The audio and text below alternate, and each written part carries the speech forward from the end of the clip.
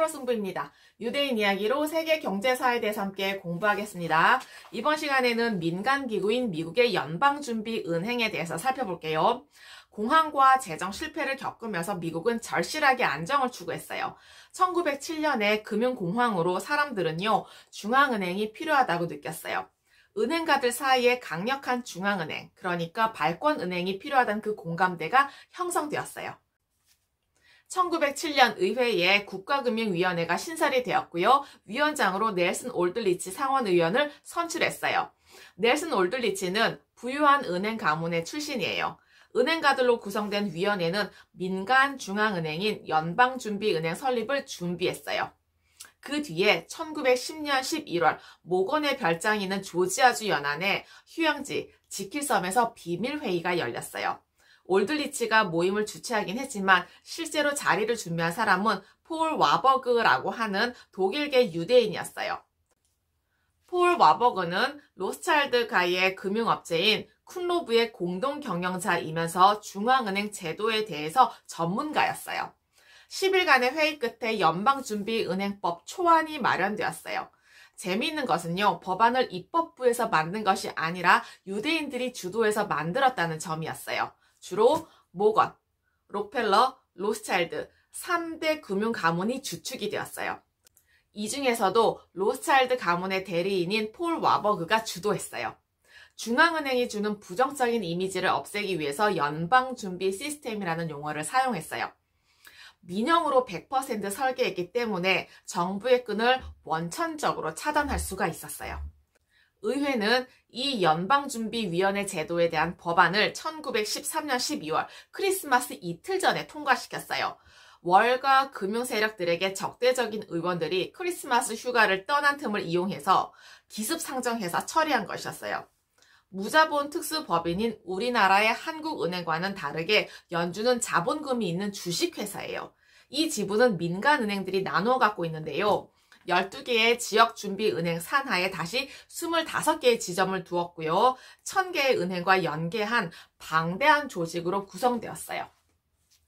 1913년에 미국의 금융사와 산업사의 궤를 같이 했던 전설적인 인물인 JP 모건은 이집트 여행 중에 얻은 병이 악화되어서 요양 중이던 로마에서 76세의 나이로 사망했어요.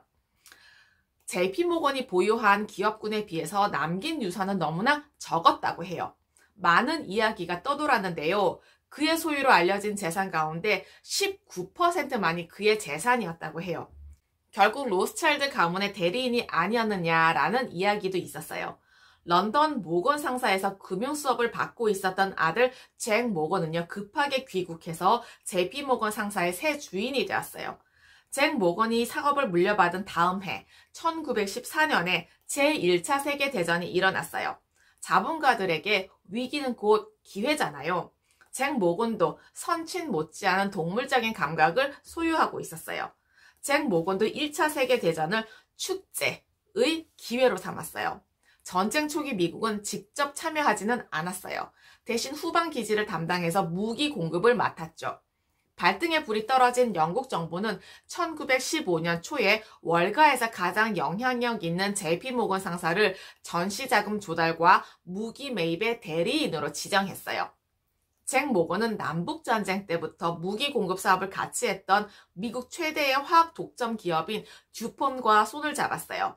미국 전역에 다이너마이트 공장을 세우고 화학류를 대량 생산해서 유럽에다가 공급했죠. 유럽연합군이 대부분의 탄약을 미국에서 공급받았기 때문에 듀폰의 화학 생산량은 전쟁 전보다 26배 늘어났어요.